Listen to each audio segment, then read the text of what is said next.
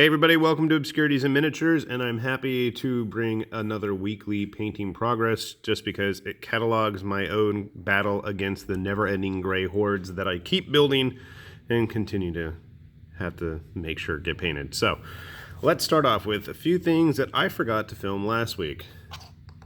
First up, we got another Wild West Exodus figure. I don't remember what he's called or what he used to be called or why he's not in focus. There we go. He's actually a really tall model, and it was a really simple paint job.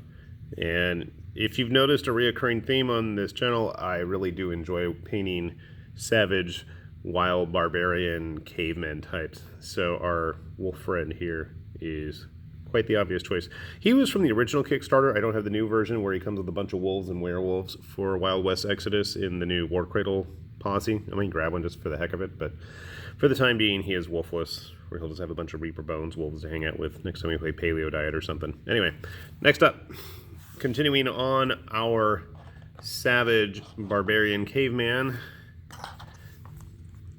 kick, we have the Savage Bone Eaters from a game, what is it, A Song of Ice and Fire?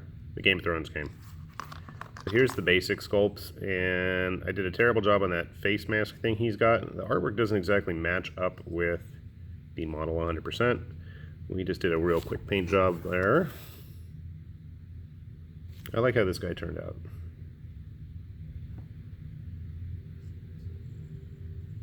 Bones everywhere. This sculpt is probably my favorite. Happy with the results here. Lots of grays and browns. And finally, the boss man. And no, not Rattleshirt, but the boss man of this unit. Rattleshirt is in the Free Folk Hero box, and you can watch the video on them soon, because I haven't finished filming it. And then they'll get painted. Besides that, I don't know if I ever showed her off yet or not. This is from Creature Caster. What were they? The Matriarchs of Ecstasy. Not the Queen of Lust or whatever it was called, but the Matriarchs. She's on a 40mm base. I've seen a couple of people actually do this arm on the back a little bit different, have it going up, have it going another direction. I kind of tried to follow the way they had it on the website. I think she turned out all right. I still have the other two that came in the set that need to get started, and I painted her. I started her, and she was about 90% done before we went to Japan. I've completely forgotten what colors I used, so it's going to be a bit of a learning process to get the other two done. There is actually a fourth model that was a super limited edition one, but I have not come across her where she's like playing a flute or something like on a broken statue, so hopefully someday. Let's see what else. A random Kingdom Death model in, what is this? Is it rawhide? I don't think it's leather. I think it's rawhide.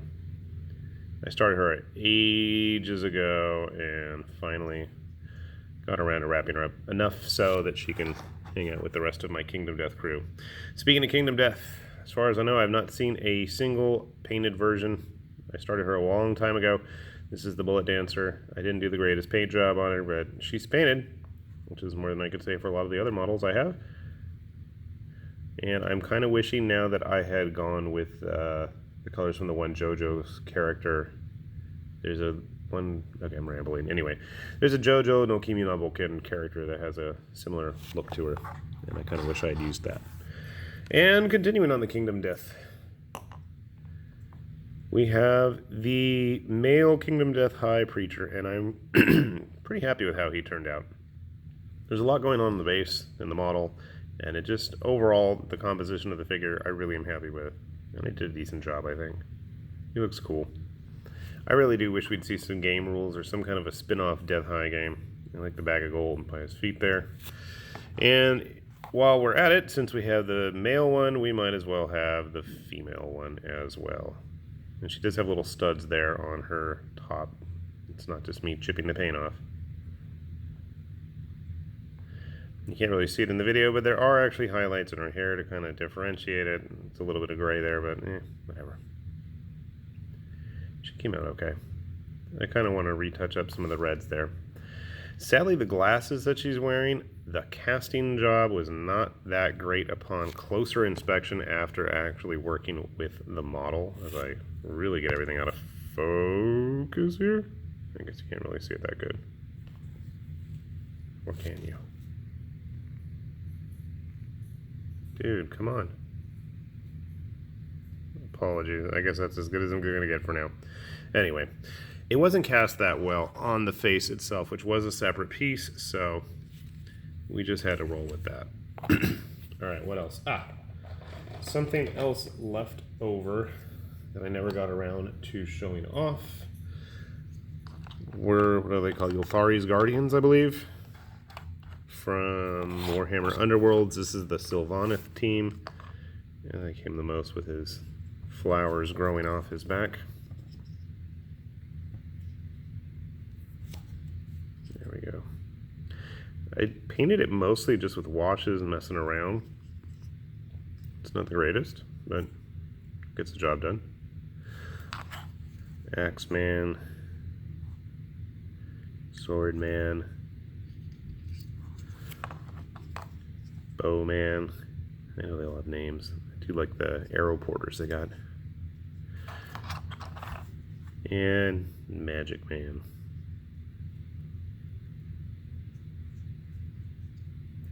Sometimes it'd be nice to have an airbrush to do these kinds of models. And then speaking of things that would be nice to have an airbrush for, is the Silvana to get tangled up here. I started messing around with some of the Conquest models. This is new from Parabellum Games, and just a real simple paint job, but I got a stand of them finished, and I'm still currently trying to finish up one of their little unit bases. So we gotta zoom it out a bit. The Witch Hunter can look off to the corner sad and lonely.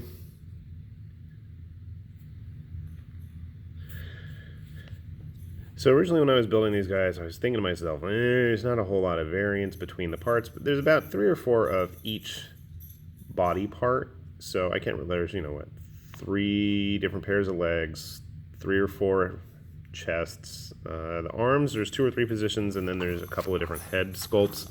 So there is enough variance, I think, and I just wanted to point out that really all the people complaining about the scale, let's see if we can get that down there so you guys can see.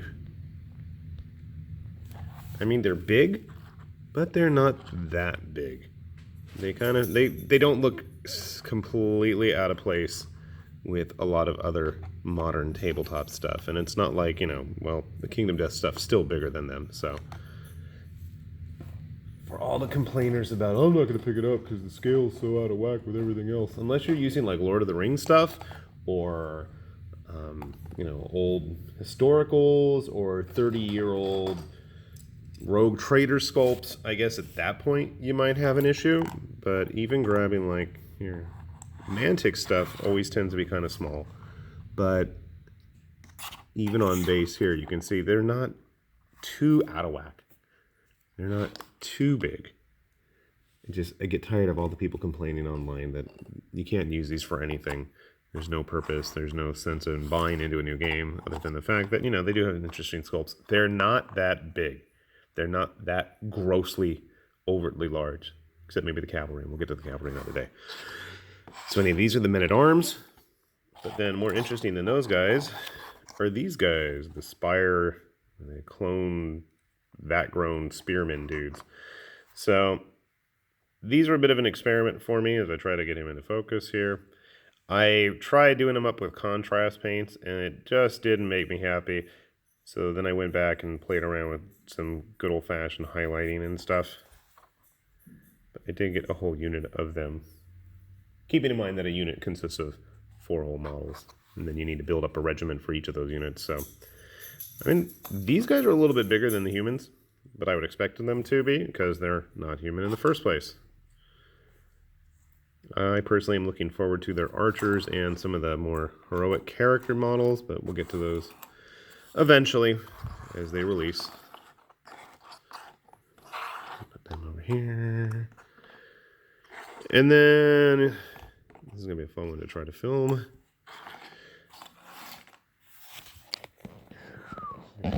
Pull this back for just a moment, because we also painted this thing.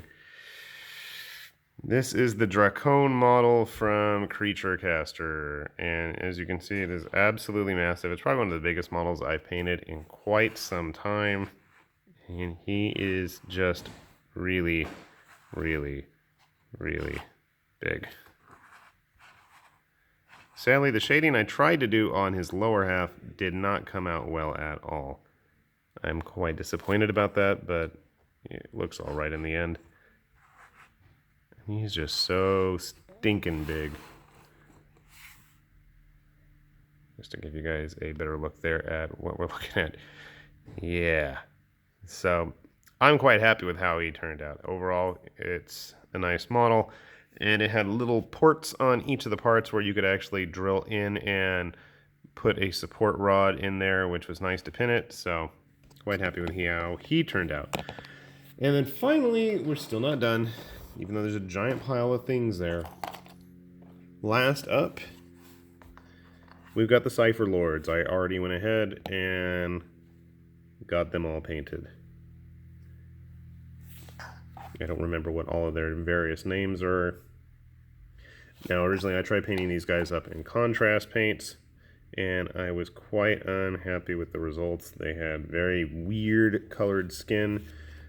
Their outfits looked weird. Everything looked weird. So then I had to go back and paint them the traditional old-fashioned way.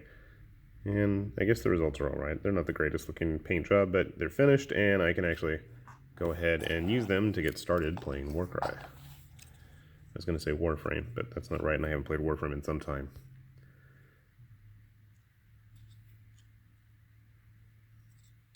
So you can see just really simple colors. I didn't go anywhere near as fancy as the stuff on GW's website in their official photos. I like that purple. I tend to use it a lot on Zinchian models. I love their very Chinese looking weaponry. And then finally we got the boss man.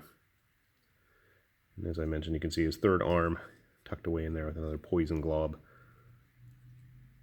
I did a terrible job getting him glued, and part of the reason is I went ahead and actually put all the stuff on the base before I glued both parts together, which I can see now in hindsight was not the greatest of ideas. So, you know, you might want to make sure you got it all put together completely before you start basing it. I was just impatient to get these guys finished, so that's on me.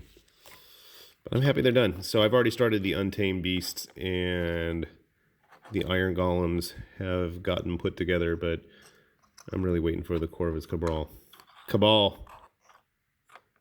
student name Cabal. Anyway, so there you have it. We got a lot of stuff done this last week. Now, I will admit, I will not be able to be this industrious much longer because I got to go back to work, and that's going to suck up all my time and energy. So I will enjoy it while it lasts. So hopefully I can get a couple more things done before I have to go back to work 100% officially. And like I keep saying, if I manage to get this much done, and it's a reasonably all right tabletop standard, there's no reason you guys can't too. So join me in my quest to fight the unpainted masses, and hopefully we can all revel in a nice, complete, and finished game of whatever it is we enjoy. With that said, this is Highlord Tamburlaine with Obscurities and Miniatures saying thanks for watching. We'll be back with more, and hope you guys enjoyed. Bye-bye.